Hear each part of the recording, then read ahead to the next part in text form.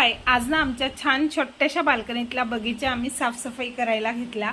तर बघा सगळे एक्स्ट्राचं गवत म्हणजे खराब झाडं ती काढून घेतली आणि मस्त टोमॅटोचं झाडसुद्धा आलं होतं, त्याला 2-3 टोमॅटोसुद्धा आले आणि झाड आपलं पूर्ण सुकून गेलं। अशी मी सगळी बाल्कनीतली साफसफाई केली आणि नंतर माती घातली आणि खूप तुळशीची रोपं होती त्यामुळे ती सगळी रोपं काढली आणि सगळी त्याची पानं काढून घेतली आणि मस्त धुवून अशी सुकवून घेतली, चहामध्ये वापरायला। सगळी साफसफाई झाली आणि नंतर बघा कौशिकीला भूक लागली होती, सगळं आवरून मग तिच्यासाठी मी मखाण्याचा चिवडा केला आणि खूप पौष्टिक असतो मखाण्याचा चिवडा। छान तिखट, हळद, शेंगदाणे, कढीपत्ता वगैरे असं घालून मस्त मखाण्याचा चिवडा केला। चिवडा खाऊन झाला मग ती मला बोलली, आई मला भरतकाम शिकव, म्हणून तिला छान असे भरतकामाचे छोटे छोटे टाके शिकवले। आधी तिला पिशवीवर डिझाईन आखून दिली आणि मस्त तिने भरतकाम केलं।